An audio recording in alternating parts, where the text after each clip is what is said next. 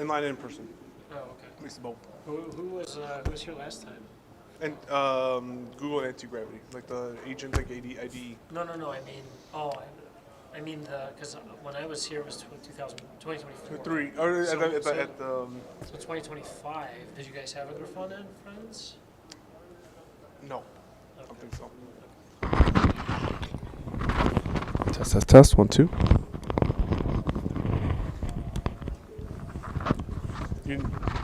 Yo.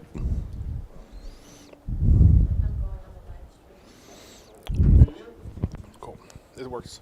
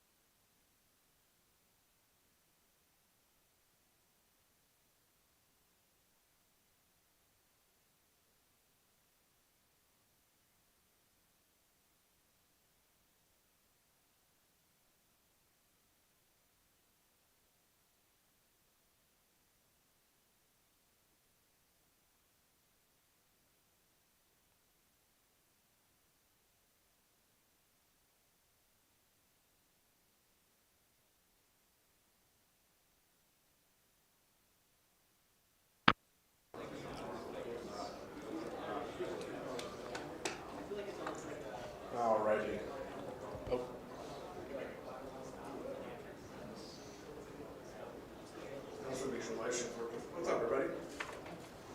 Thanks for coming out today. Turns out today was actually like, what, 70, 60? Yeah. Don't worry, hail's coming tomorrow. So they say.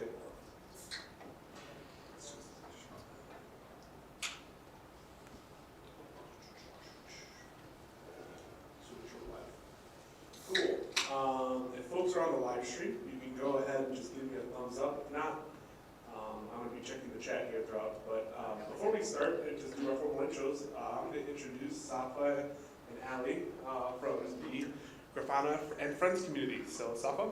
Yeah, thank you so much. Sorry, I'm a little awkward. No, you're okay. Hey everyone, thank you so much for joining us today. Honestly, we have 3 great speakers. They're really going to talk about AI and OSS, how you can take advantage of the AI capabilities, what are some best practices. But here's kind of a breakdown. Leon will start us off with front-end optimization. Then we'll pass it to Joel and Diego. They are from the Aspen group. They will talk about Grafana Assistant, Grafana on Cloud, and then using AI for like agent and MCP gateway monitoring. We do have a code of conduct, so I just want to give everyone a couple of minutes to read through this. If you have any questions, feel free to come up to us after. There is also an email available within here too, but just want to give you guys 2 minutes here.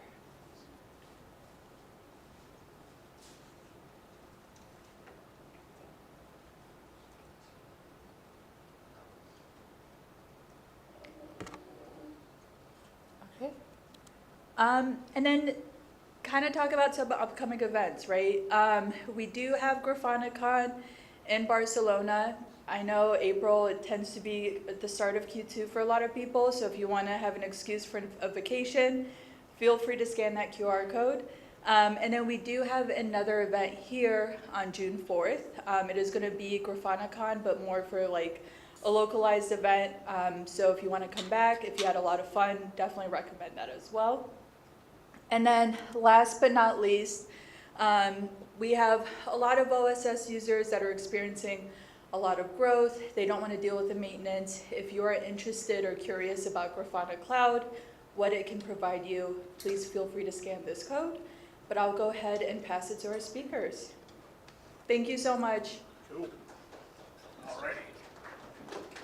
Thank you, Safa. Oh, you want to take your laptop? Safa, you want to take your laptop? Oh, yeah. Sorry.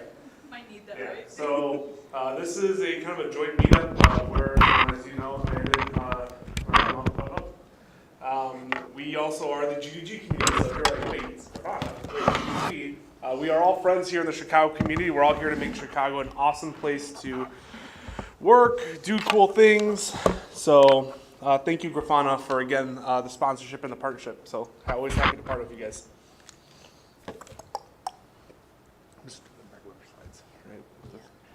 So before we get started, if you have a device in your pocket and you're like, why do I need to get on the internet? There's how you get on the internet. So we'll put that up. If anything, find someone in the room. So the next thing is today we are talking observability in Grafana. So yes, you are in the right spot if that's what you came for. The pizza's over there. Bathroom is right on the back side around this wall. And as you see, there's plenty of space. So if you please make yourselves at home, and thank you for coming out. I have to give a shout out to the venue that we're at. This is TAG, the Aspen Group. They are a multi-brand company that oversees a lot of medical practices. Whether you're coming in for dentistry, in Aspen Dental, you need dental implants. You're an urgent care customer, WellNow or Physicians Immediate Care. That's also another one that you may have seen in the Chicagoland area. Chapter Aesthetic Studio, that's an old logo, but Love It is our vet company.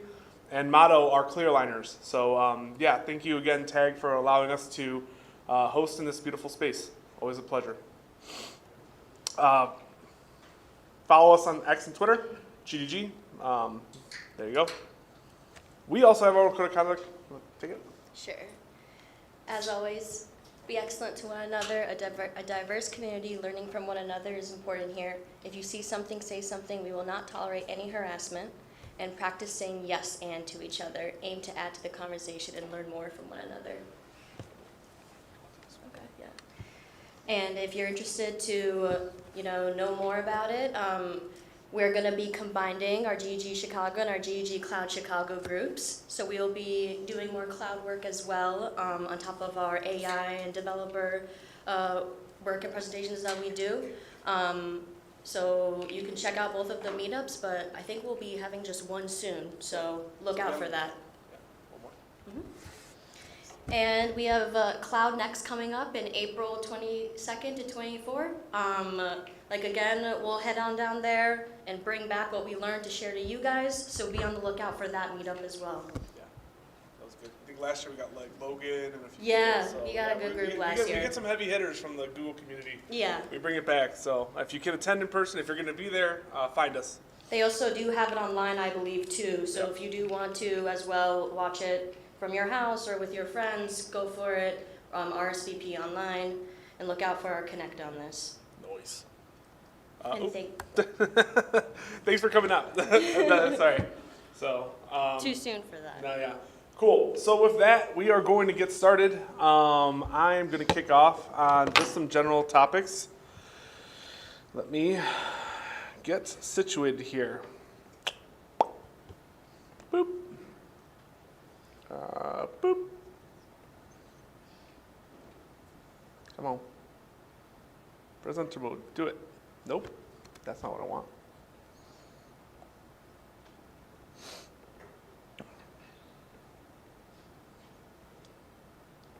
Use slideshow. Nice. Let me just make sure the live stream is working too. Sorry, I'm working 2 jobs right now. It looks good on. It does? Yeah. Cool. That's all I need to hear. Alrighty. So, this is going to be an interesting meetup. I do not work for Grafana, nor do I work for Google. We're going to be talking about Grafana, Grafana Cloud, AI-Observability, live demo. This was initially pitched as a lightning talk, and then I dragged Diego into this, and we're going to try and make something out of this. So, hey everybody, my name is Joel. I'm the Senior Director of Platform Engineering here at TAG. What that means is we oversee the cloud engineering team, the software delivery engineering team, as well as the SRE team. So no silos here. We all work together in tandem to do some great things. Whether you are building your deliverables, your artifacts, shipping those out to the cloud, or monitoring them day 2. That's what me and my team do. Hence why we're talking Grafana today. So kind of a quick thing. I put some times there. I promise, I know we have 2 speakers, so I'll make sure we keep it tight. First thing, high level, Grafana Cloud. Again, this is not a sales pitch. You saw earlier they have a free tier. If you don't want to do that, run it yourself. But Diego, we do it ourselves, right? So it's a great platform and it's extensible. You never feel locked in. Grafana Assistant, going to talk about that. AI monitoring with Grafana using probably some real world things. And then if the demo gods are on our side, hopefully I'm going to give you something to walk away with a Bifrost LLM gateway that you could monitor and do some stuff on your own. You could all calm down. It's not going to be a crazy demo. It's going to be enough that you could run it on your laptops within 5 minutes and extend it however you want. So what's Grafana Cloud? Grafana Cloud is essentially a cloud-hosted version of Grafana. It is a paid-for model generally. But what Grafana supports is a lot of open source initiatives, hence why I and my teams really like what they do. Things like metrics and Mimir. That is very equivalent to collecting all the open telemetry metrics. It's Prometheus compatible. They also have logging with Loki, Tempo for tracing, open telemetry. And the best part of it is you could take all those data points and visualize them. Grafana is a widely accepted platform for visibility. It is probably one of the most popular, if not the de facto standard for a lot of demos out there. So I know I'm saying Grafana Cloud, but Grafana as a source, everything there you see is an open source repository. You don't have to pay them to use Mimir. You can run that yourself. Loki is also an open source project as well to get your logs. They have enterprise customers, they have a lot of data source integrations, but at the end of the day, it's all open standards. You're not going to be locked into woof woof metrics or woof woof logging. With that, Grafana Assistant. Diego, if you're ready, start getting queued up, but we want to talk about what is Grafana Assistant. How many of us have ever made a Grafana dashboard or used Grafana? Cool. What's the worst part? You have things in your mind, you have metrics. Well, there's technically two things. One, how do I start? Where do I start? How do I make this panel? And then two, how do I make this look pretty? Right? Like, how do I actually make this functional? And you often end up a lot of times, dragging, dropping, changing the colors, trying to figure out, well, what if I was to tell you that there was a way you can have a natural language conversation with Grafana and say something as to the effect of, make me a dashboard for my mobile app. Tell me how much I'm spending in my tokens. Hence, that's what Grafana Assistant's there. It will be able to create dashboards, but more importantly, it's also able to do things like incident investigation. Well, put it like this. If you already have all your metrics inside of Mimir, if you already have all your metrics inside of, logs inside of Loki, you can ask questions of those data sources and tell it to do historical investigations like, hey, what happened at 3 o'clock on this service? I got a phone call that something was down, but I don't see it down anymore. Well, you could ask the question, go on your merry way, everything's fine, and then it'll come back with an incident response as to what happened. But the cool thing is, and I don't know if we'll get to it in the demo, it extends past the open source things too. It's able to pull things from like BigQuery or Snowflake or whatever other data sources you may have connected your Grafana instance to. And the beauty of it is very similar to Claude users here, Codex folks, yeah? Some AI, yeah, cool. It's context aware. So it knows your screen, where you're at, and you can ask it just questions like, why is that dashboard panel red? Like very simple questions. It's only grown. We use it a lot. We love it. It's definitely made the adoption of Grafana a lot easier. But enough talking about it. We should also probably show it off. So, Diego, you want to come on up and talk about Grafana Assistant? Sure. Do a demo one. Sure. Do you have your laptop or your? Use yours. Sure. Okay. Which one you want to do? Team Tech. Team Tech Grafana? Team Tech. Do you have Teams in your screen? No Teams. You want Teams? Yeah. We'll talk about tagging. Yeah. Oh, okay. For that. Yeah, yeah.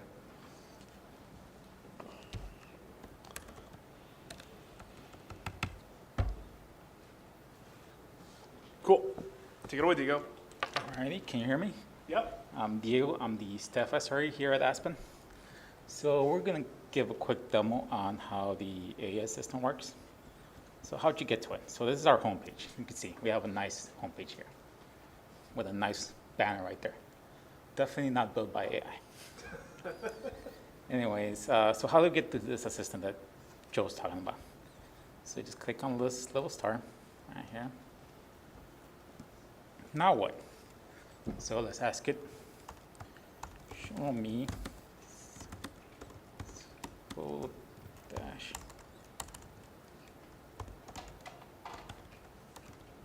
Diego's finding how fast I can type with the auto repeat. It has some weird setup here. All right, as you can see, it has access to your data sources, and it does respect your security settings if you have any. So it's going to go over some dashboards. It's going to give me some look at the existing dashboards and give us some recommendations on which ones to use. And these are all dashboards that are real and exist in our Grafana instance. From here, we could go to the dashboard. So this is a uptime dashboard. You could ask the questions like, what is this? This. It'll be able to see exactly what you're looking at and give you context on what you're looking at. Right there, it's saying that's a workday dashboard, and give you a breakdown of exactly what this dashboard does and how to use it.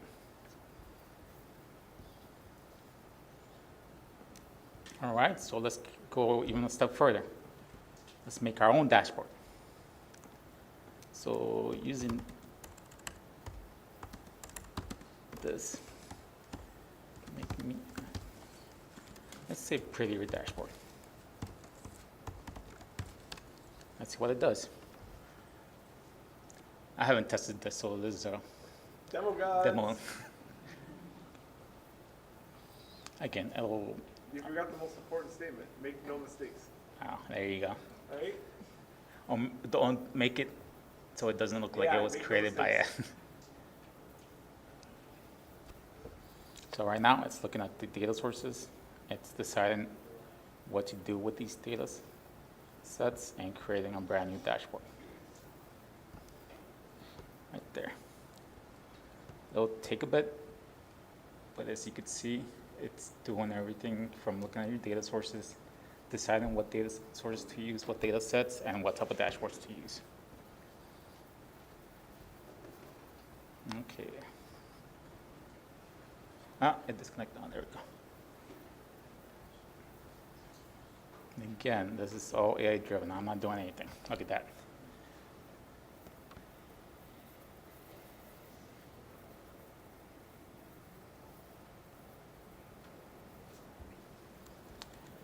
All right, so let's stop this for now. It'll take a bit and go into what else you could do with this.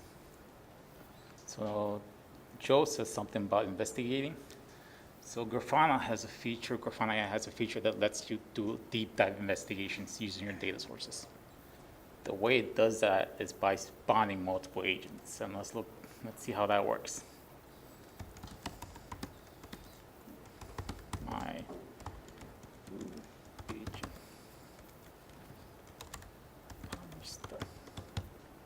Okay, watch this. So now it's going to spawn off a workflow that initiates multiple agents, and those agents will conduct a deep investigation. These investigations could last up minutes. Sometimes I see them go up to like 20 minutes. It'll look for errors based on the context you give it. In our case, it's looking for out of memory errors, basic errors, or crash loops. And I have some samples of other investigations I've done in the past. For example, for this one,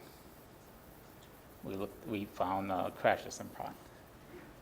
And this one took 4 minutes to investigate. And again, it'll use all your data sources. It'll do a deep dive. It'll find anything that's relevant to your context and provide a full summary.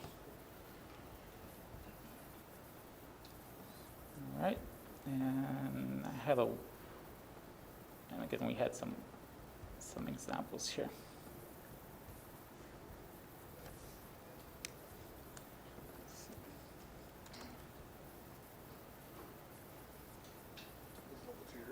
Yeah, I guess it wasn't there.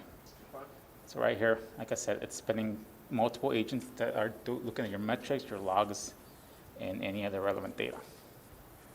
And that's pretty much a quick summary of the AI assistant. And that's it. You want to kick off to the agent stuff? Yeah. Let me do this. Go ahead. Cool. Yeah, so as you can see, I mean, we basically did 3 very powerful workflows in what, 5 minutes? This thing is going to fire off, do a whole entire RCA at the end of it, do some deep dive. I mean, we'll come back to it at the end, as you said. Like, this is going to be looking at, you know, potentially hours of metrics. The more, it's just like anything with LLMs, the more context you give it, the more information you provide it, the better it's going to be. Right now, we just basically said, why did it restart? What time? When? Well, yeah, exactly. So again, making it very accessible to even people who aren't, you know, Grafana pros. Actually, behind the scenes, it looks like, where did that other dashboard go? It's fine. Yeah, so you can see all this stuff firing. So, respectful of time, we want to, you know, this is our Grafana Assistant. This makes things more accessible. I guess it would be a good call out that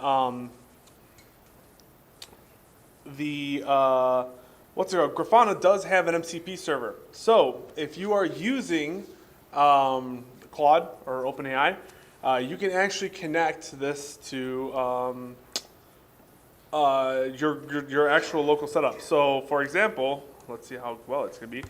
Find me my pretty example for, what was it, HTTP synthetics that was created in the past day in Grafana. So when you actually ask questions, and again, I've already done like the setup. I'm not going to show my keys because I don't want you all to have a free open AI key to look at this stuff. But it's actually behind the scenes looking and searching. So again, extending, and this is also to be actually to know, it's worthy of call out. This is open source. You don't have to pay for that. This is open source MCP Grafana. If you may have to host it, but it's open source. The closest match I could find is the synthetic monitoring. There's also a synthetic monitoring summary. I don't know if this is it, but let's find out. Cool. Yep, this is the one that I was trying to make pretty behind the scenes. We interrupted it, so it probably didn't finish. But as you can see, I was actually able to find context into that. You are also able to ask natural language queries like, where is my Grafana dashboard for dog food?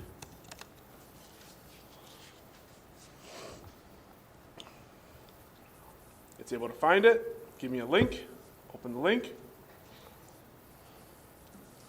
and it was able to, this is the dashboard that we created earlier, but I mean, you could even do things like create a dashboard called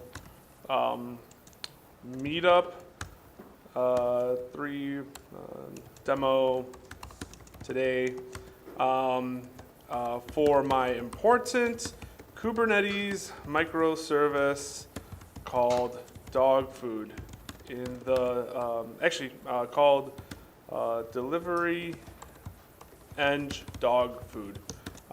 Make sure there is a picture of a cute dog somewhere in there. Again, I'm not asking anything technical. I'm just asking very natural language things. I fire this in to Claude, and this is where it all blows up in my face, world. We shall see.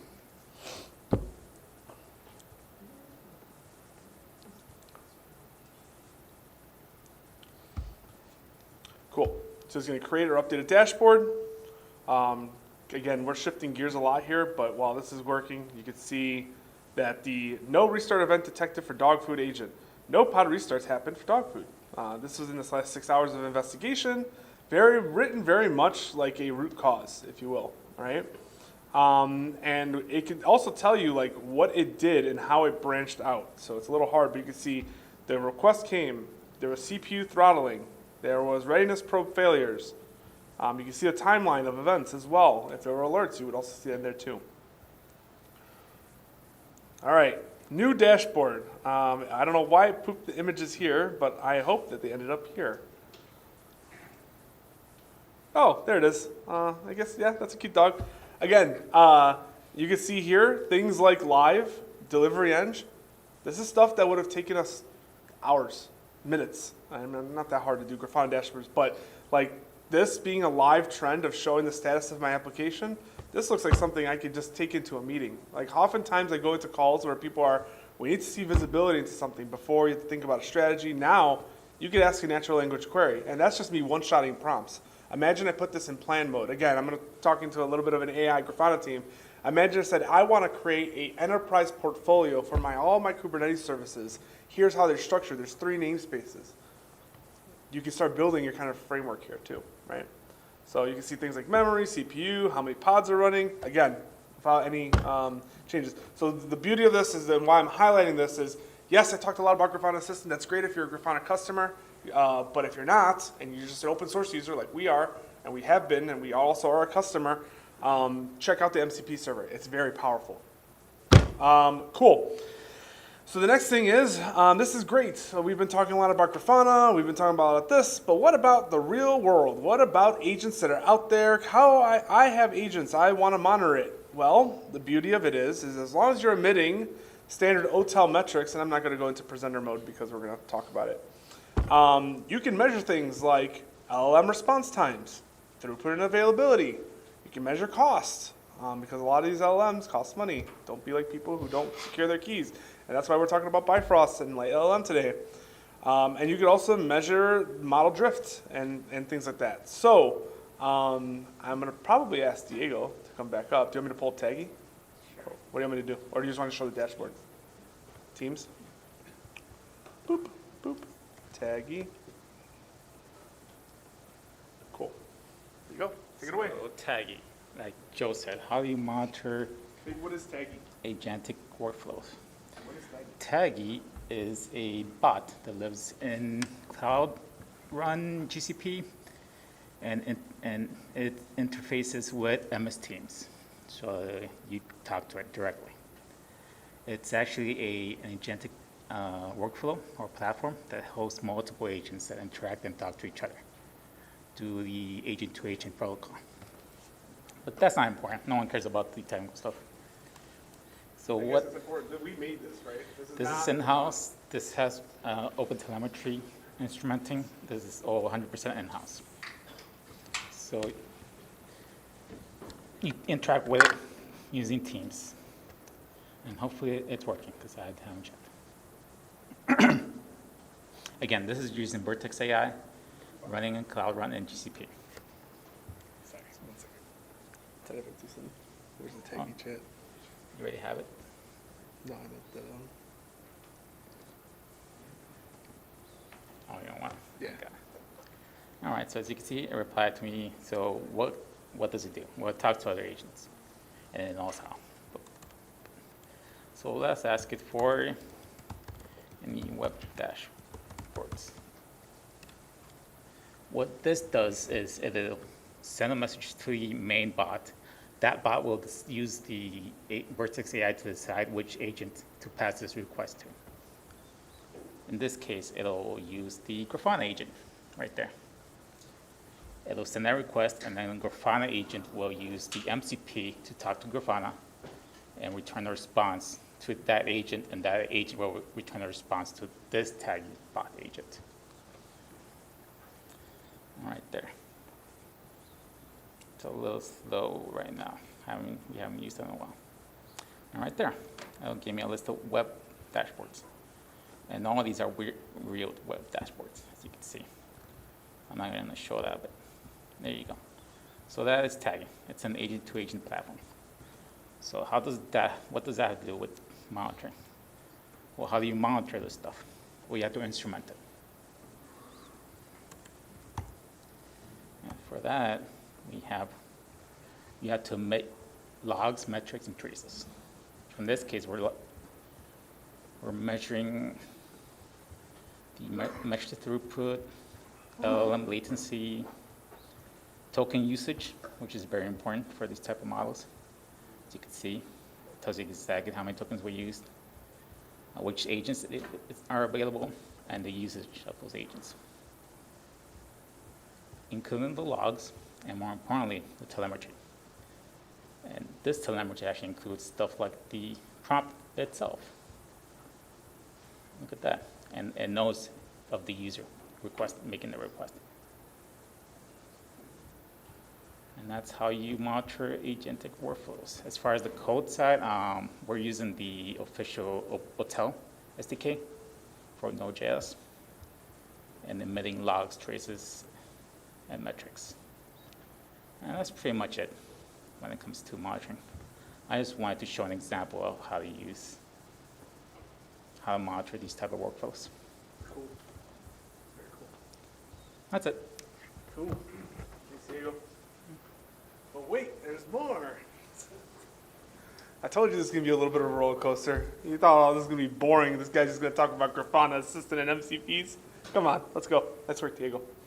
Let's get back to it. So,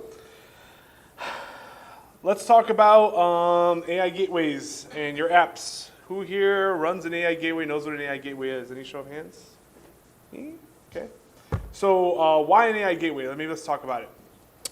Today, when I'm using Claude, when I'm using things like Claude Code, when I'm using things like Copilot, my connection is between myself and the provider. Not a bad thing, it's great. With an AI gateway in the middle, historically a man in the middle, but in this case a good way, you are able to interject policy. So for example, if Diego logged in, he is a very senior SRE who is building AI agents. I'm going to give him $100 a month to do whatever he wants in the company. So he can spend the credits however he wants. Then I come along and I try to do something, I get $5 a month. And then I have to request why I need more money. Again, this isn't a policing tool. I mean, technically it is, but it's in a good way that it gives you a way to measure your LLM costs, especially at enterprise scale. So the way it would work is your apps would talk, instead of going to Anthropic, they would go to your system, and then you as a provider, as the resource owner, would configure all the LLM providers that your company needs. Whether you're using OpenAI, I'm talking a lot of Anthropic, Gemini is cool. You can configure all those. More on the technical side, what if I was to tell you that, let's say Claude was having issues, which I believe it was this morning, and you still want to use Claude Code. Well, because you're using an LLM gateway that's hosted by your infrastructure, so long as it's available, you can route requests to OpenAI or to Gemini and still use Claude Code. It's pretty weird, but it also works. It's pretty dope, right? Because you have everything going through an AI gateway, you can collect some of the metrics that Diego showed. Diego was showing an example of a custom app. We're showing an example of a out of the box inside of our LLM gateway. And then you can use something like Grafana or Grafana Cloud to kind of visualize it and see it, because at that point you have metrics and you can kind of see it. So we are going to do a live demo. Hopefully I can update these slides as well, and I'll put the link in the chat or something, or I'll share it here if anyone wants to take a screenshot. But we're going to basically, I got it down to Docker Compose, configuring Anthropic. We're going to send it some requests, and we're going to view metrics. So demo gods be on my side. Let's see. All right.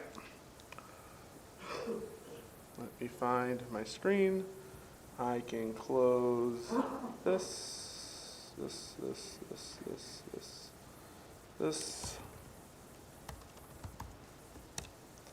down, perfect. That's down, perfect. I don't need that anymore. Sorry, just getting a little set up here, y'all. All right. So I literally just created this repo, but basically I kind of visualize the architecture of what we're going to be talking about today. Some of the prerequisites, I'm going to expect, Docker, or at the very least have Docker installed. You're going to need an Anthropic API key, or pick your API key of your choice. It doesn't have to be Anthropic. It could be OpenAI. It could be Gemini. I'm a GDG, GDE. Gemini is actually pretty dope. Terminal and a text editor, and it's going to take 10 minutes of your time. So clone the repo, and I'm not going to bore you with reading YAML, but you have a Docker Compose file inside that repo. We're launching 4 containers today. We're launching Bifrost. That's our LLM gateway of choice for today. Although, shout out to LightLLM. Also, shout out to Agent Gateway. There's a lot of other platforms out there. Do your research. I'm not going to guide you one way or the other. They all work great. We are going to launch an OTel collector, a collector to basically go and pull metrics. We are going to use Prometheus, and we're also going to use Grafana to visualize it. The OTel config is also wired up for you here. This just makes it easier for you folks to kind of get started. Again, it's not really a crazy config. You can extend it to your own use cases. We're also going to have a Prometheus config here as well, and the path to collect metrics at, which is /metrics, very common. And we even wire up the data source for you, so that way you can actually just kind of naturally language use this. So I already, behind the scenes, got some of this functional.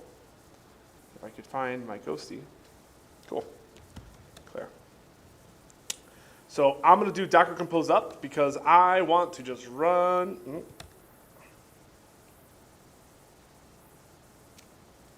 What is my environment? Sorry. Boom, boom.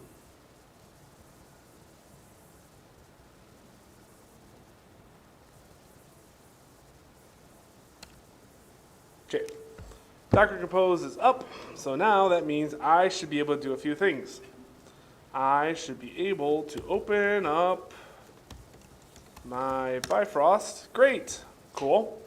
I should also have a local container for Grafana. Great.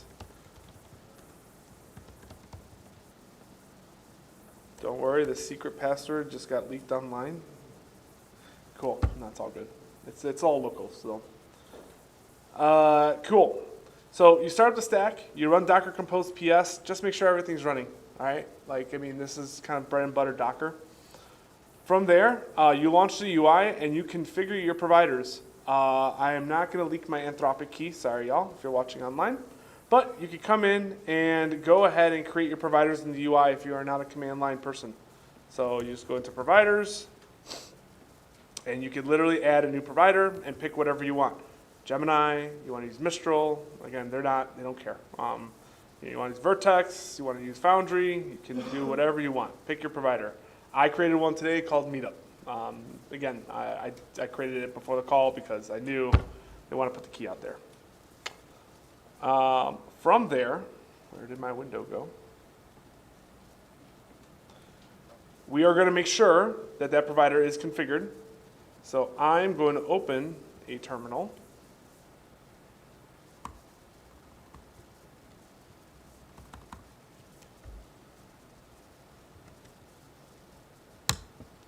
Cool.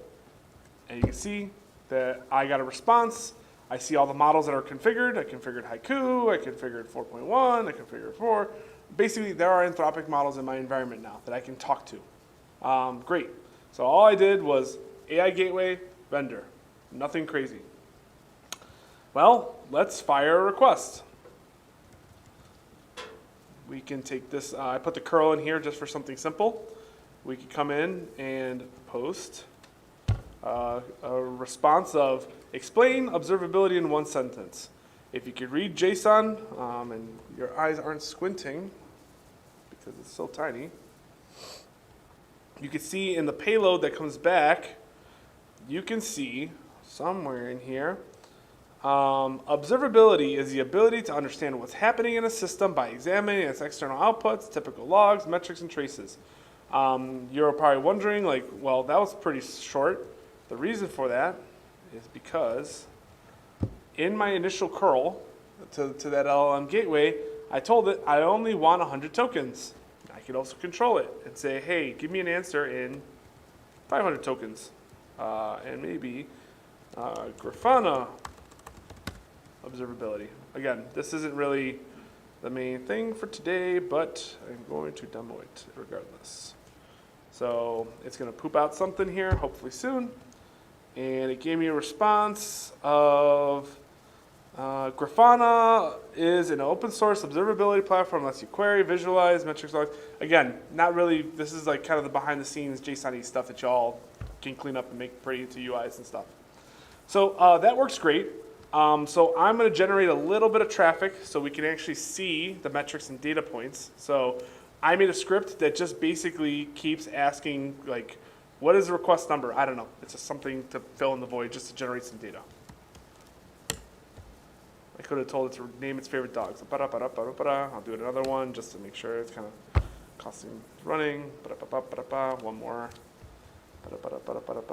Cool. All right, I did 30 requests. So we now have ran a few prompts through our LLM gateway. Again, this is my laptop, LLM gateway, Anthropic. Now we're going to talk about visibility. So for that, you come back to the guide, and you'll see that you can log into Grafana and go to the Explorer, and let's just start looking at some metrics. So if I go to Explore, and I just look for, let's see, we have Bifrost cost total. Let's see what that looks like. And I'm going to go to the last 5 minutes, 15 minutes. You can see my costs are ramping up. I'm a sub penny, and I have officially now costed the company 2 cents. Sorry, Tag. For this live demo. So you can see here, again, I'm not going to do it anymore, but you can start seeing, like, what was it done? How was it picked? Which was the models? More importantly, you can start seeing things like upstream latency. Like, how long did that metric take or that query take? Well, these queries took, seconds, 32 seconds in some regards for some of these responses. You can also see how many times a token request was successful. So again, probably not, you can see that there's a lot of metrics that Bifrost by default emits, and this can be seen by going to /AD metrics. There's a lot. I'm not going to go through all of them, and there's a few here, but a lot of them are written here at the top. So you can see like upstream latency, latency in seconds, buckets, and all that stuff. So I put a few sample queries in here as well, so if you want to like get like pretty and make things. But you could see some other metrics here. I described some of them, like Gen AI, client operations, end-to-end request latency. And then when you're done, you can go ahead and shut it down. So I'm going to go ahead and shut it down.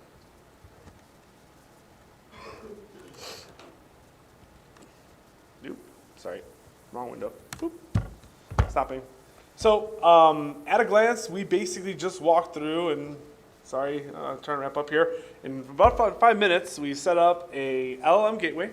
We pointed our environment to send requests to it, and we also got metrics of it. Again, nothing crazy, nothing too hard. But as you can see here, now combining this with what Diego demoed earlier, you don't have to be an expert at how to plot it. You can just say, I have Bifrost. Claude or Gemini will know what to go look for. It'll say, this person has Bifrost. Let me see what metrics are available. Oh, these 10 metrics are available. I'm going to start plotting and creating dashboards. And then from there, that would have been the piece that would have been great, but I didn't have enough time. So with that, that kind of wraps up what we had. I just want to say, Diego, thanks so much for showing off some of the taggy stuff, some of the things you've built, also demoing Assistant, and thank you all for coming out. We have one more presenter after this, and we'll probably take questions at the end, just to make sure we give him enough time. So let's turn it over to Leon. Leon, you ready?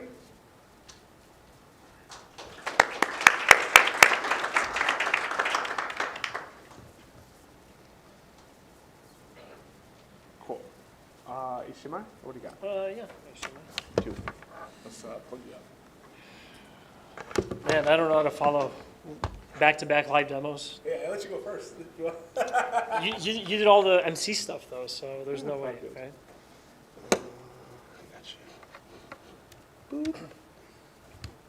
And I got you on power. Actually, you have your adapter? I do. Let's see, where's your mirror? That's all there. Sweet. Huh?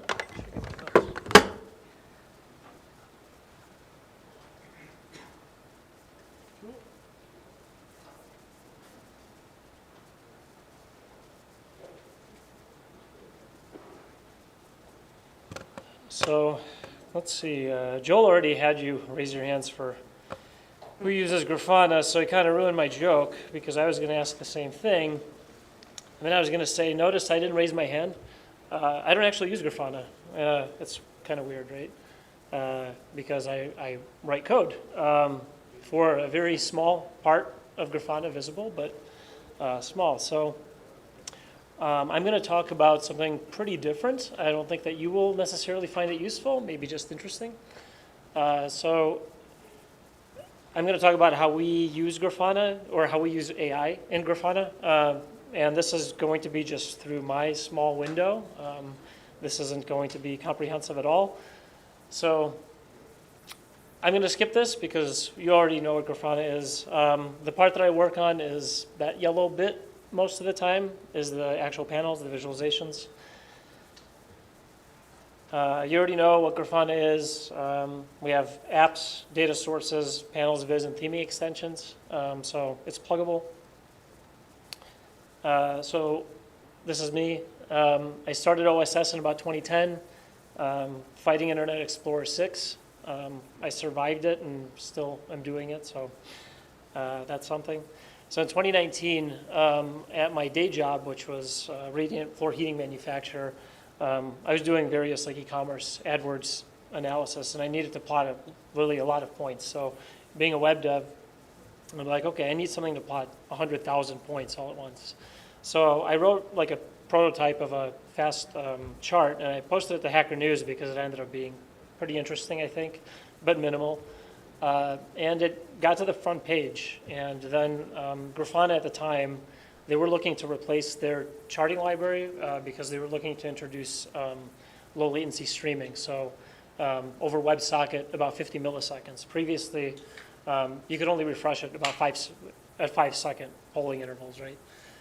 So they brought me on, and I was happy to join, and pretty crazy, but my little prototype now runs a bunch of panels at Grafana. So I was here in 2024. I was here 2 years ago, and I was talking, I was doing a bit of a deep dive, some live demos about how you render this much data. We do have customers that render this much data, which is pretty nuts. This right here is a Prometheus native histogram. So if you zoom out enough, I mean, you have 250,000 points here easily. And the trick is, not to crash the browser. Apparently, the recording of me doing this is on YouTube. I'm not going to watch it because I don't think I can ever watch myself present. So what happened since then? Well, I went on parental leave. I just got back about a month ago. I noticed that one of our dashboards internally was basically freezing the tab, and I wanted to understand why. It turns out that Chrome actually shipped a regression that slowed things down by about a factor of 1,000. This was for 40,000 points. It was actually quadratic, so the more points you have, it would be 2,000, 10,000 times. Last week, I opened up the issue and tried to chase down as many of the Chrome team members as I could, and we actually got it patched after, it's been like this since December 2025. So it's fixed in Chrome 48, but if you don't have Chrome 148 and you have crashing heat maps in your Grafana panels or in Grafana dashboards, use Firefox, and please don't blame me. So AI in and at Grafana. So we'll talk a little bit about the in. We actually didn't coordinate with Joel about what he was going to present. He already presented assistant and a bunch of stuff, so I will kind of just go back to pre-2024, way back.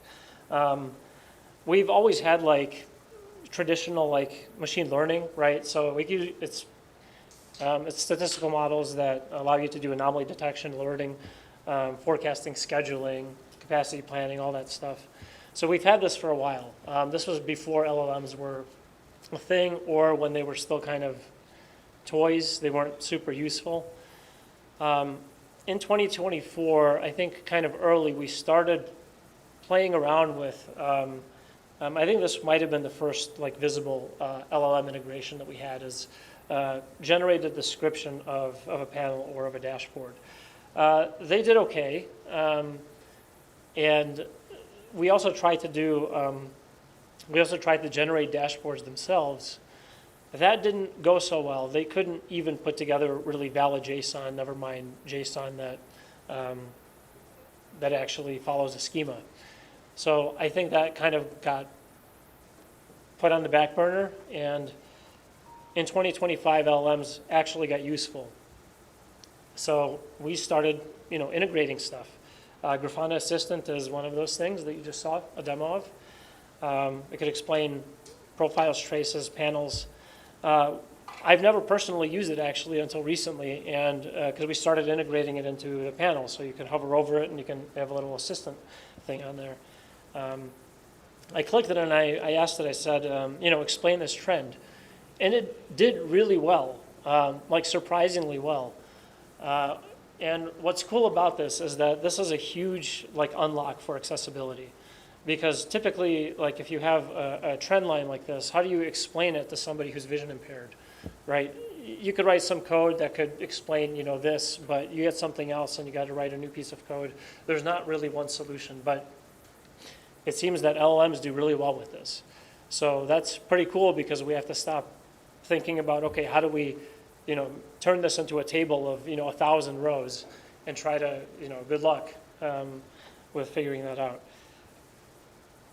So, you saw the triage. I wasn't watching there. I keep pointing over there.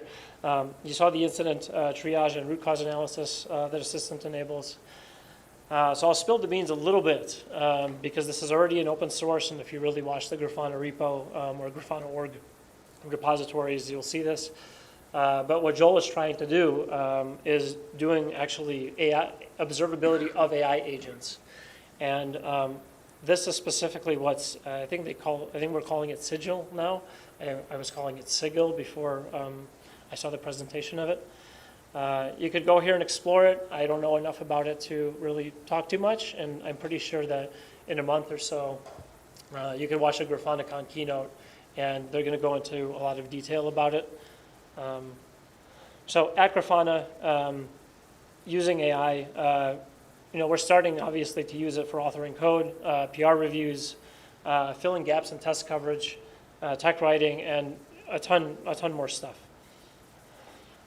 So a lot of these projects, a lot of these ideas, AI ideas, they come out of hackathons. We do 4 of them. We do 4 of them a year. They are about a week, and you're allowed to recruit 5 team members from across the org. And we have general categories, and then we have special categories. So there's a theme for each one where if we want to prioritize like business observability or RevOps or internal tooling. So there's 3 winners in each one. And Science Fair was the one for this last one, and the winners get to go to GrafanaCon and actually present at the Science Fair and do all sorts of like fun, AI integration or IoT, and like usually it's more physical monitoring of things. There's cash prizes. 70 teams is not unusual, so it's actually really, really difficult to get into the top 3 of these things. And as I mentioned, huge amount of product ideas come from here. This last round was completely insane. You would have teams of 2 people that output what usually would take 2 weeks, a team of 5 people. One thing that enables that is obviously AI. It's not production code, right? It just needs to be ambitious. You need to show off an idea, and you need to show how often people vote on it.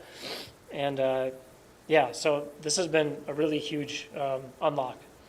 Demo videos have always been kind of like one of those things you have to dedicate time to. You have a week, but then you have to come up with a good demo video, not just a good idea. So usually you have to have somebody, you dedicate a day to not doing it. Now this is much easier and faster. Okay, I don't know how many loops you've seen of this. I probably should have stopped it. But so last week we actually had Grafana Department AI Days. What they did is they said, okay, not everybody is using a ton of AI. There are people that use it all the time, and there are some people who don't use it very much. I was probably on that side of the spectrum, is that I wasn't using it a huge amount. And they said that this is like, stop all of your regular work. We want you to figure out where AI could be useful for you. We want you to figure out what workflows you prefer, what models you want to use, what tools you want to use, see what others are doing, so it gives you time to collaborate with people. So I paired with a bunch of folks, which almost all of them have more experience in this than me, and it's crazy. There were no 2 setups were alike. Like I mentioned, different tools, different LLM models, usage patterns. I think one of the guys that uses it the most, he's basically gone from writing code to writing specs. Like that's basically what he does. He writes detailed specs. He fires off agents to go and implement the specs. He goes to lunch, goes to sleep. He wakes up, and then he does code review. And then he does the next iteration, which is really interesting to me because,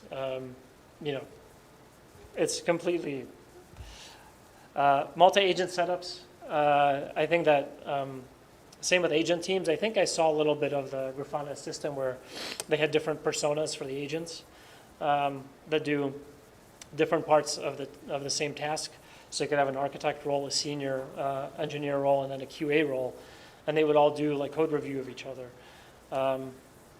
And then traditional pairing and review workflows where you would have like cursor open and you would write some code, you would tell it to go to the next step, you would look at what it did, you would correct it, and it would just be an iterative kind of single pass thing. There are some that use tight integration loops with MCP servers. There's a Puppeteer MCP. There's a Chrome DevTools MCP. And it can basically do the investigation of a specific, let's say, UI bug right in your browser.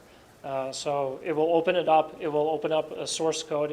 It's able to put breakpoints in. I was very impressed by all of this. Most of the most impressive work, I think, was the greenfield stuff, because a lot of times you don't need to understand the existing system when you're adding on new plugins. You don't have to maintain backwards compatibility. You don't have to. There's fewer concerns when you're just making new stuff. So the velocity is much higher.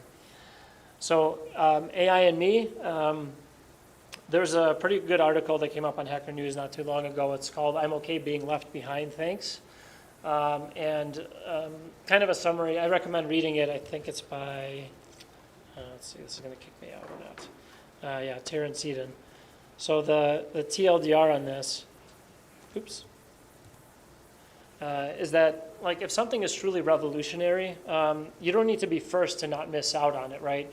So people who are saying, oh, you have to get in on Bitcoin early, or you have to get in crypto early because it's going to be revolutionary, or VR, metaverse, Stadia, Wave, those things were all, super hyped up, but then they went nowhere.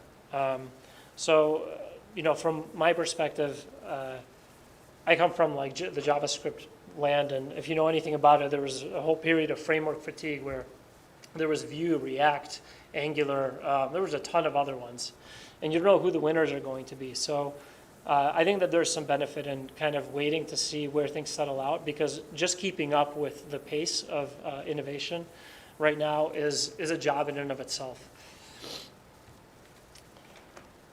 So I did actually try to use AI for my work early to mid 2025, and I couldn't really get it to do the type of things that I was looking to do.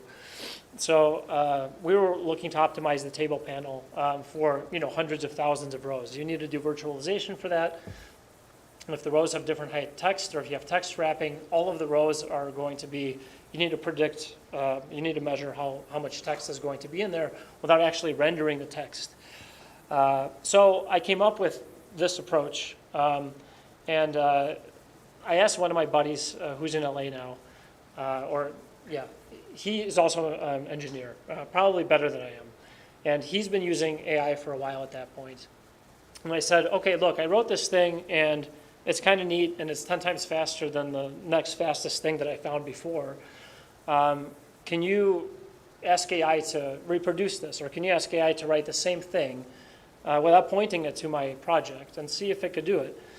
And after a while, he said that he did a few attempts and it didn't do it, and then finally he said, oh, it actually got something, but it was slower. But he showed me what it did, and like it had a lot of the same insights actually that I had in my code comments in this project.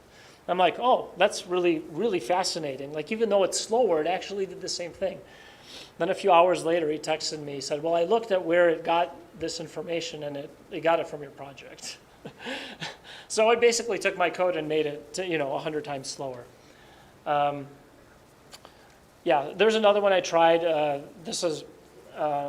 It basically did a scaffold for me for something that I described that I wanted to do. And then I ended up rewriting a bunch of it, and by the time that I was done putting it into the shape that I wanted, there's basically nothing left of the original scaffold that it made for me. What it did do well at the time is it translated like an outlier algorithm from a research paper from R to JavaScript, which is pretty cool. Like, I'm not going to learn R just for this one purpose, but that was useful. One thing that was kind of ungreat is that we had somebody from the design team who, instead of using Figma, they were using AI to use our UI library of components to have AI put together something that was maybe more real than Figma. They then came to us. We didn't know they were doing this. They then came to us and they said, hey, could you guys help me fix this problem that I can't seem to figure out? And we all looked at each other and were like, this is like a bunch of AI slop. Like, you can't come to us and ask us to review this, right? So, especially when you can't review it yourself. So I kind of posted this in a channel after the incident. So the original Hitchens razor is anything that can be asserted without evidence could be dismissed without evidence. So kind of my policy now is like, if you can't review the code that AI puts out, then I'm not going to review your code. It's just an unfair burden to put onto somebody.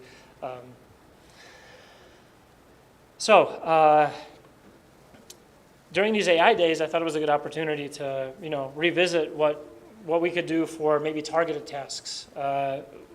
What we did is we want to optimize how much code we actually ship. So Grafana is actually fairly big.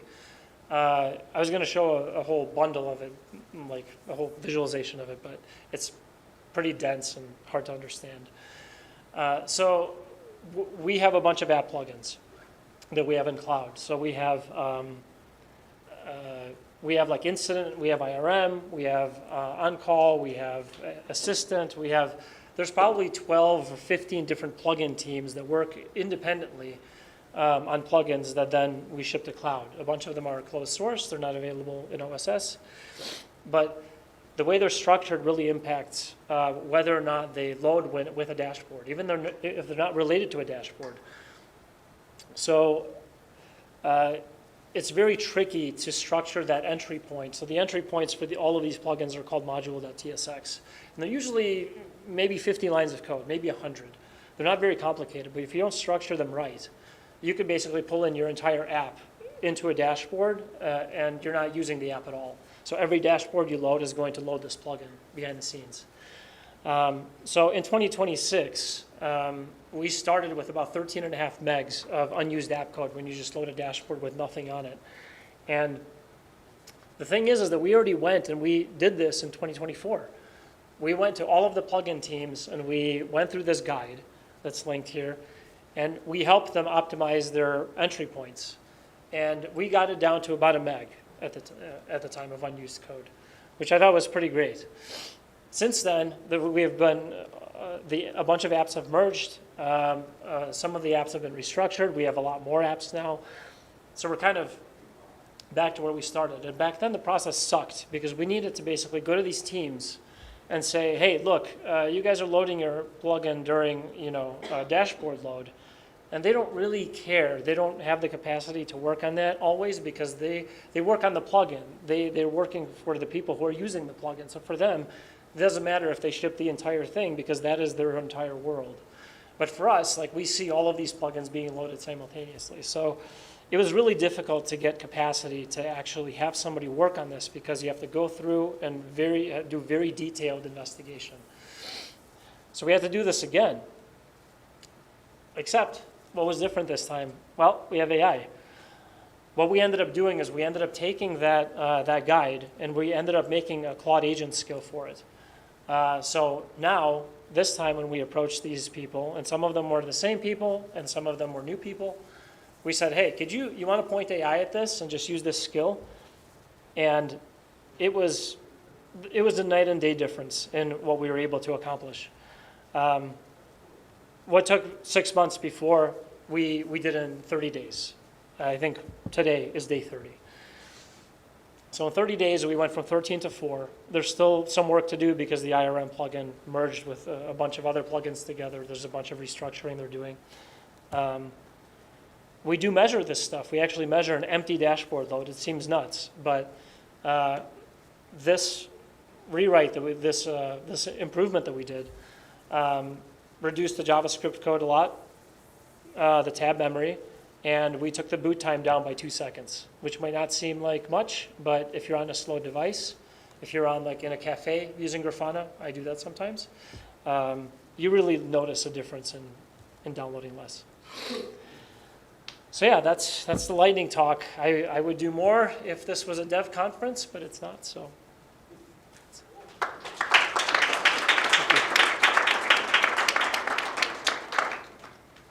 How do I want to do Q&A? What? 53 seconds. Dang, right on time. Well, no, not really. So there's a lot of content, and we got a lot of presenters. So does anyone have any questions for the crowd or for the people? A lot of presenters. 3. And AI. We can't forget all the agents that helped make this presentation, right? Anything? No? Oh yeah, I don't know. I forget sometimes. Anyone online? Any questions? No? Wow, everything was so clear. You mentioned earlier that you interviewed a bunch of different devs on their workflows with LLMs. Can you expand on that? Just like some examples of cool stuff you saw, what they were using. Yeah, so one of the things that I tried to do that I actually tried to do about a year ago, and it was tricky because getting things decoupled from the core is really complicated. Like, it's a very large and old enterprise code base, right? So Grafana started in 2014, It's been growing ever since. So like, things get added, you can't break backwards compatibility, so you have to drag components like jQuery into it. So I wanted to decouple one component that was like a SQL query editor that was loading all the time with a dashboard when you don't need it, right? So it was like a meg. So I was like, all right, we got to throw this out. Why we have this? It was tricky to do. So I asked one of the guys who was using, I think he had Claude, he had an MCP. I said, let's hand it to AI because I want to see what it does with this. So what's cool is that you could do a feedback loop, right? So they can basically try stuff, and then the agent looks and he sees, oh, did it make an improvement? And then if it didn't, it'll just keep trying until it works. So he did that. And I think that we ran out of time on the call, but then he reached out to me about an hour later and he said, oh, it did it. And I'm like, oh, sweet, that's cool. I mean, I don't know how many tokens it burned through all of its experiments, but it did it. And then I pulled it up and it was, yeah, it removed it, but then it broke other stuff, right? So I think that one of the key things is that you have to, like, having test coverage for all this stuff is really important because it puts guardrails on these tools.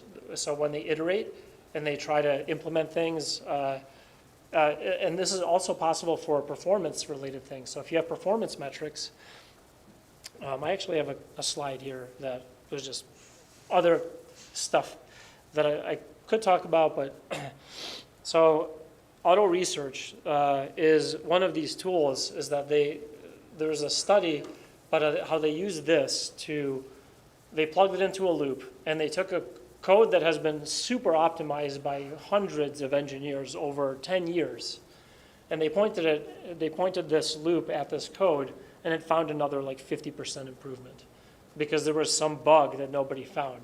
It ran overnight. It kept trying different stuff, and it eventually got it. But it's because that they had extensive tests, right? If you don't have extensive tests, it'll think that it did it, but it didn't. So that was a really interesting thing. I'm still trying different models. There's no one model that actually does all the tasks perfectly. So I was kind of surprised that some people have settled on one because for the type of work that I do, like Opus fails pretty frequently. Like I'll keep prompting it, I'll keep giving it hints, and still, like it can't find novel solutions to stuff. Like it's good at doing things that it's seen before, excellent, and adapting that to your thing. But if you're really trying to like hunt down a memory leak that is specific, like I found one with React, and it explained it to me, but then it basically said there's no way to fix this. That's just how React works. But it was wrong. It wasn't clever enough. So, there's a limit, and you really have to know. You have to really know when that is. We have an agent. I know I'm not answering specifically what you asked, but it's a tangent. We implemented for our issue escalations an agentic flow, so you could actually say triage with an agent in the issue. And it did an investigation, and it came up with like I was astounded that it was able to do this. It said that like this specific condition can happen if the user goes into one of these text inputs, types in a 0, types in a number, deletes it, then exits the input, and then that can cause it to be confused between an empty string and a 0 or a null or something. I was like, wow, that is really plausible. Like that is crazy that it figured that out just from the description of the problem. And then one of the engineers who owns the code that does, he's like, no, it's not it. Because like it seemed so plausible, right? So there's a lot of these solutions that like look like they're really good, but then you look at it and like either the performance is junk or they break something else. And so I've had to iterate through different models to do some of the stuff that I've been able to do with them. Right now I've just been trying Cursor. So I'll throw it at all the models, and we don't pay for the tokens. I don't pay for them. So they tell us, okay. So I'm able to basically throw the same problem at, 5 different models, and eventually one will get it. But it's cost, more than just a single one-shot type of a solution. Yeah, I think some of that answered some of what you asked. So then how do you approach test-driven development? Is that something you're still running manually? Are you asking for help for that? Yeah, so it's good at adding test coverage, right? So like if you have gaps in your tests, and we have a lot of gaps in our tests. I mean, the code base is, millions of lines of code. So we definitely have gaps in test coverage. And yeah, we're expanding that rapidly now with the use of AI by having them scaffold additional tests. Because they could see which lines are uncovered, right? So they could do, again, this loop that does various workflows that now show that now this is tested. You just have to go back and verify that the conditions that they say are right are in fact what you want in the end.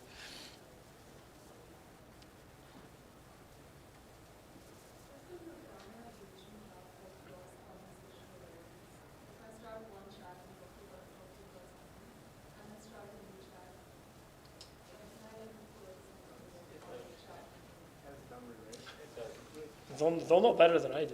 Yeah, I believe, generally speaking, it's good at being context aware, but Diego, I do recall it like knowing, like actually kind of saw it a little bit when he was asking about the existing conversation. It was able to go back into that chat. I do think if you open a new context, like the window, it's probably going to have to do a little bit of the digging. So you're going to want to pre-prompt up a little bit of, hey, remember when we did this? Like, but yeah, like it's aware of the conversational history. Yeah. Or like if we're talking like core memory, It's by hours, 2 hours. 2 hours. Okay, 2 hours. So, yeah. Yeah. So earlier you said that testing is very important to like implement guardrails for AI. But I'm just wondering, like, if you have AI also do some of the test coverage, does that like induce a problem where like AI could make a faulty test and then it uses this test as a guardrail and then like that causes problems? Well, you don't just accept what it writes, right? So like it'll help you write the tests, but you still have to manually verify anything that you put in, right? So yeah, there's no just like, oh, add test coverage, ship it. So you still have to go in and manually verify what it's added. And they're very good at writing a lot of stuff, right? And for them, it's easy to write a lot, but for a human to actually go in and review it, understand it, that's where the bottleneck is now, right? Code production is cheap, but code review and how much cognitive overhead it introduces. So if you could write 3 lines of code that an LLM wrote in 20 lines or 30 lines, like that is a lot more stuff that needs to then be understood. So there's still discretion. There's still a lot of discretion in what you want to end up owning and being on call for. Right. I'm curious if maybe this is for maybe you more, but with some of the AI-based triaging and incident reporting and stuff like that, investigations, have you guys started using that in like production in any way? What's your kind of like gut feeling on some of that? I know we've kind of demoed some review type of stuff internally, and some of the results were like very mixed. We ended up kind of like tossing it by the wayside. At least for now. Maybe next year it'll be good enough, but I'm curious. Next week. Yeah, next week, sure. But yeah, curious how that's going for you guys. Like, if you're using that in production yet, or if it's just more still in the demo phase. I mean, it's all production data. Now, whether it's accurate or not, that's a different story. Yeah. I think like I'll give you like maybe a 2-part answer to that. Like part 1, and I'll get in front of the camera so people know. Part 1 of that answer is yes, you can use a Grafana assistant, get on a call, say there's an issue with insert app, and get you basically an answer back. As you can see, it can take a lot of time. So what we're going to be investigating and looking at is, can we build a workflow to connect it to something outside of it? So for example, Grafana IRM or PagerDuty, and build a workflow so that when that event fires, automatically hook up like a webhook and then trigger that investigation to maybe kick off. And then if the investigation is proving to be true, then escalate it based on the priority, right? Like if Kubernetes is down or things are timing out and it's not just that service, you may want to get more people on the call. So we're playing with the idea with investigations more so than just an investigation component. It's actually helpful there, but also like how to determine priority of an issue. If we find like 5 microservices are all having an issue and we find out, oh, it's critical core database outage, most likely going to be a P1, all hands on deck. If it's just your service, make it like a lower priority alert. So I'd say the potential's there. I am told the the API for Grafana Assistance coming soon. So you can extend on that and build that into your workflows. Is the AI based off the RAG on, I forgot the acronym, but Yeah. I saw it at ElasticOn because Yeah. they were doing something similar with Hotel. Like a where- corpus or no? I don't know. Sure. It was for Elasticsearch though. But Oh, okay. They were developing on Hotel as well, but with RAG, instead of just feeding everything, you're assigning the logs, the data. Yeah. I mean, that will only enhance it, right? I mean, Diego, maybe you probably know a little bit more, but again, if you're one-shotting prompts into like a time series database, you're gonna have to do some investigations. But if you have a way of correlating data into segments, maybe even vectorizing it, you can get faster responses. So like if you know that this data is gonna be, I don't know, Does it? does it do it inherently or? Yeah, do you guys do it already? Oh, Like, you no, use the I AI don't. against the I mean, data, or Diego- is just everything kind of just thrown at it and it sifts through it? Kind of a big query, but not really. Okay. No. We select specific metrics and logs, which is not like a RAG system, more like a traditional margin system. It records like your get request, all that stuff. Yeah. And form out the AI. Yeah. And then just filters based off of what that question is? Yes. Okay, And so, now how the AI works with it. I'll show you. But yeah, it's not RAG. It's your traditional. Yeah. multiple language. You can make a RAG kind of We have a RAG agent. yeah. like was it the Harima models and stuff Yeah, like yeah, that for like some of the CRM. You can make basically because you have this data. There's nothing stopping you from exporting that data somewhere like a BigQuery, a Postgres, vector Yeah. search. You could take that data, put it anywhere. The challenge is going to be like, all right, it's just data. How do you quantify? How do you route it to it? Yeah. So it can be supplemental to your request. In some cases, it might be good, Yeah. right? So that's good. That's a good. Yeah, question. it seems like it made the interaction with the AI a bit more efficient when the data was already inputs too. 'Cause I think there was an embedding model that happened with the initial data Yeah. that was just thrown at the. Again, the faster that you can make it come to a conclusion and just start asking direct, that's the main thing. So whatever you can do. I mean, we don't necessarily do it. Like I'm not gonna pretend like we do, but I totally believe that that's possible. Let's see why not. Similar kind of question. So does the assistant only operate on like existing dashboards? Like let's say you have a metric that is not in a dashboard. Yep. How like, let's say you have like 5 billion series in like a previous database. Like how is it going to find that needle in the haystack? Or does it only work on dashboards and panels that have already been written to like do its investigation? It actually queries your existing dashboards. And so it actually uses data sources that are combined in. Yeah. It's not uncommon that like we asked like it didn't do it today because Diego asked a pretty generic question about Kubernetes. But if he didn't put Kubernetes in there, I would not be shocked to have it look at BigQuery and like other data sources that are not even in Prometheus. So it will. Now that being said, like again, the more specific you are, the faster and the better results you're going to get. So like it was deliberate why I always like caught myself and said Kubernetes microservice. Yeah. Because at that point, it eliminated probably what, Diego, 75% of our metrics and logs and said, screw everything else, Mimir, like, tell me about Kubernetes. And then from there, it said, oh, general metrics, screw everything else, cube state metrics. It kind of built upon it. But to be frank, like, no, it doesn't have to be on a panel. I've seen it pull metrics that I didn't even know existed before. So, yeah. Good question, though. Are you guys doing anything to kind of measure the cost benefit of these various AI initiatives? I know it's like a lot of talk at my company. I'm like, oh, I'm a dev. I feel like it's helping. But like, if my manager goes to tell me, Zach, you just spent $1,000 this month. What's going on? I'm like, well, I think I got an extra week out of it, so worth it, right? But you know, is that actually? How are you guys thinking about that sort of problem? I mean, I'm sure you folks are thinking about it a little bit, but I have. I mean, right now, they're very bullish on making sure everybody has the opportunity to use it Yeah. and play with it. They specifically don't want to put out existing like patterns that have worked for people because things change. They're changing so fast. They don't want anyone to get like locked into thinking that that's the way to do it. So they told us like develop your own workflow, whatever works for you. I think it's still kind of very early, right? So they're willing to, put forward the risk of spending too much money to figure out where the most productive use is. Because if they dinged everybody for using it wrong, you would never discover what you could do with it. So the fact that I have to run the same assignment through 10 different models, well, that's just the cost of me figuring out how to be more efficient in the future.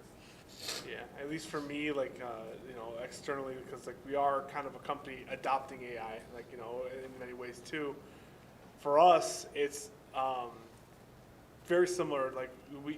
If you kill ingenuity and creativity too early, you're not going to get anything, right? If you start putting the purse strings day one, you're probably not going to get the innovation that you expect to return. So, first of which is companies need to probably sit down and understand that yes, this is going to cost money. But how are we going to actually right size this? So for us, the reason why we're talking LLM Gateway, it's actually super relevant. At the very least, I can then say the web dev team has been allocated to a project to revamp all public brand websites. I know that in itself involves at least 20 to 30 websites being completely revamped with UX, testing. I gave them a bigger budget. On the flip side, people just doing code, software development, I just got to make sure you don't have Ralph loops just burning credits behind the scenes and just stuck, right? And then Diego came along and said, I want to make a Teams agent. And, it at least it puts the conversation in the hands of the engineer.